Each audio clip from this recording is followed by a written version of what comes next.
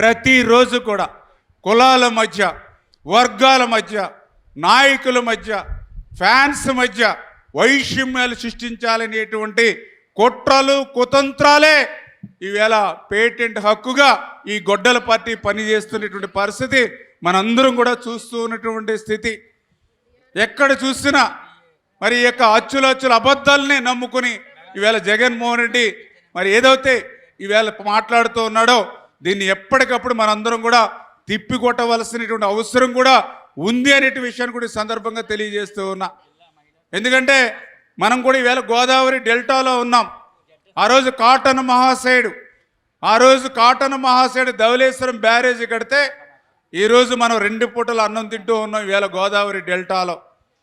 అటువంటి గోదావరి డెల్టా మన కాటన్ మహాశయుడు మనమరాలు వచ్చి ఆ యొక్క ధవళేశ్వరం బ్యారేజ్ దగ్గర చూసి ఆ వృధాగా పోతున్నటువంటి గోదావరి వరద నీరు చూసి మా తాత ఈ బ్యారేజీ కట్టిన తర్వాత ఇన్ని సంవత్సరాలైనా ఒక్క ప్రాజెక్ట్ కూడా పైన కట్టలేదా అని ఆమె ప్రశ్నించింది అని అంటే మరి ఈవేళ దానికి పరిష్కారం ఈవేళ చంద్రబాబు నాయుడు గారు కూటమి ప్రభుత్వం మరి చేస్తున్నటువంటి పరిస్థితి పోలవరం ప్రాజెక్టు ద్వారా.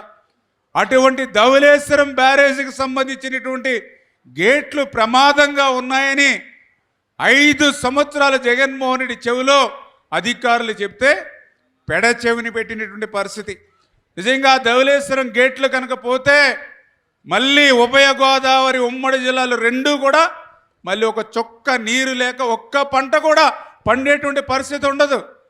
ఎందుకంటే మనం మర్చిపోయాం, మన పూర్వీకులు చెప్తూ ఉంటారు ధవళేశ్వరం బ్యారేజీ లేక ముందు ఇక్కడంతా కూడా దుంపలు, కలగదుంపలు, తేగలు అవి కూడా దొరకకపోతే బంక మట్టిలో పెరిగి కలుపుకొని తినేటువంటి పరిస్థితులు ఆ రోజు.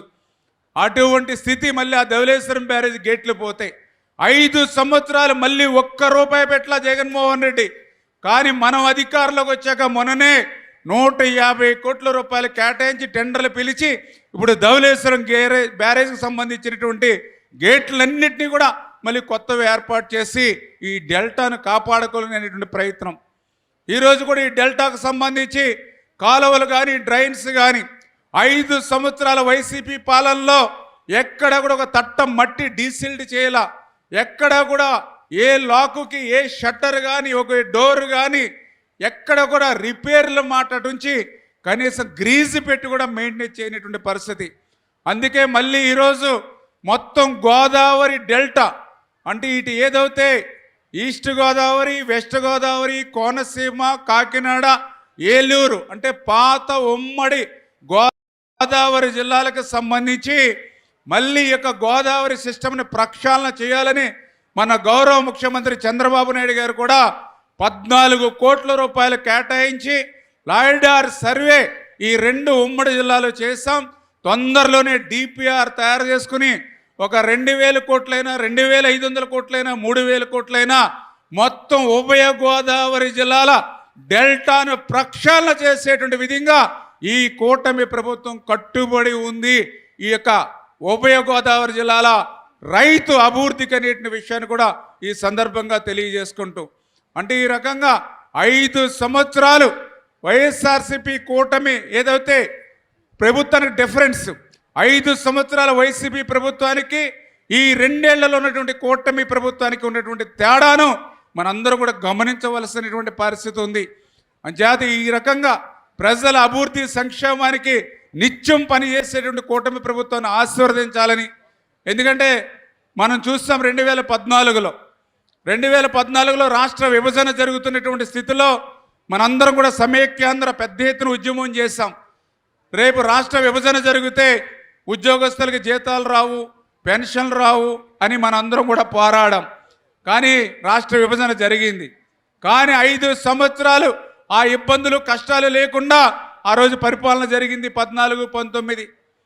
మరి 19లో ఒక్క ఛాన్స్ అంటే అధికార మార్పిడి జరిగింది.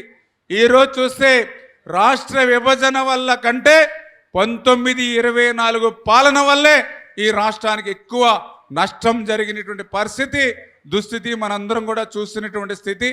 అంచేత రేపటి భవిష్యత్తులో మళ్ళీ అటువంటి తప్పు లేకుండా, ఎందుకంటే ఆ రోజు 14-19లో చంద్రబాబు నాయుడు గారు ఒక్కొక్క మెట్టు.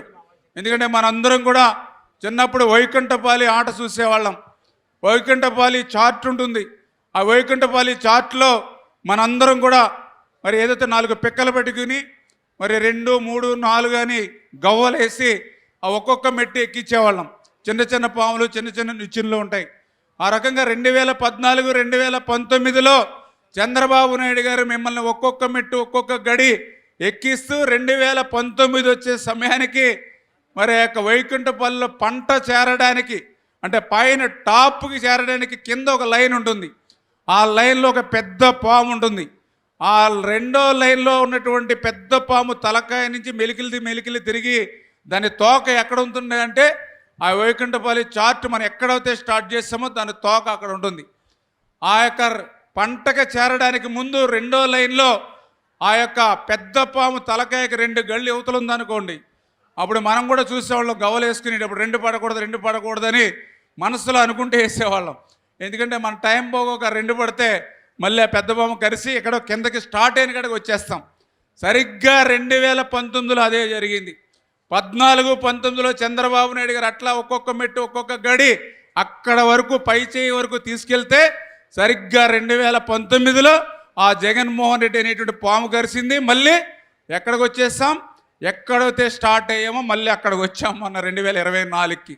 మళ్ళీ ఇప్పుడు చంద్రబాబు నాయుడు గారు, పవన్ కళ్యాణ్ గారు, నరేంద్ర మోడీ గారు మళ్ళీ మిమ్మల్ని అందరినీ ఒక్కొక్క మెట్టు ఒక్కొక్క గడి ఇవాళ ఎక్కిస్తూ మళ్ళీ మిమ్మల్ని పైకి తీసుకెళ్తూ ఉన్నాం. మళ్ళీ రేపు 2029లో మళ్ళీ జగన్మోహన్ రెడ్డి లాంటి పెద్ద పామును మళ్ళీ 2029లో కనిపిస్తే మళ్ళీ ఎక్కడికి వచ్చేస్తారు, మళ్ళీ మీరు మళ్ళీ మొదలెట్టిన కాడిగే వచ్చేస్తారు. అంచేత ప్రజలకు కూడా మనం చెప్పాలి, వాళ్ళకి ఆట ఆడే ఓపిక ఉన్నా మనకు ఆడే ఓపిక ఉండదు.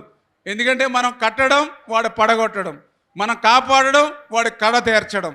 అంచేత దయ ఉంచి మనందరం కూడా ఈ 2 సంవత్సరాల ఇటువంటి కష్టకాలంలో వెంటిలేటర్ మీద ఆర్థిక స్థితి ఉన్నటువంటి స్థితిలో కూడా సంక్షేమ కార్యక్రమాలు అందజేస్తూ ఉన్నాం.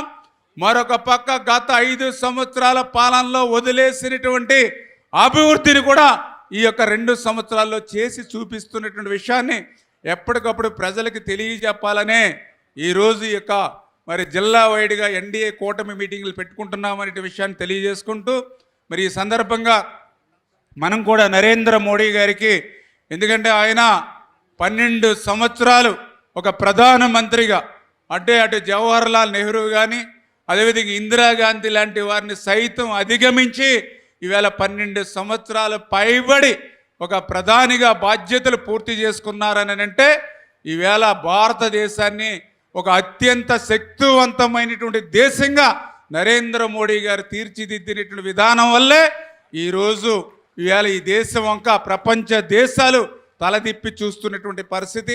ఈ రకంగా అటువంటి శక్తివంతమైనటువంటి ప్రధాని నరేంద్ర మోడీ గారి దగ్గర నుంచి అత్యంత పరిపాలనా దక్షత ఉన్నటువంటి వ్యక్తి చంద్రబాబు నాయుడు గారి దగ్గర నుండి ఎక్కడ తగ్గాలో ఎక్కడ ఉండాలో మరి ఈవేళ మరి నీతి నిజాయితీ నిబద్ధతగా పనిచేసేటువంటి పవన్ కళ్యాణ్ గారి దగ్గర నుంచి ఈ ఆంధ్రప్రదేశ్ రాష్ట్రం ఇటువంటి కూటమిని 15-20 సంవత్సరాల పాటు ఈ యొక్క కూటమి పాలన ఉండేటువంటి విధంగా ప్రజలకి మనం తీసుకెళ్లాలని చెప్పి మరొక్కసారి మీ ద్వారా అందరికి కూడా తెలియజేసుకుంటూ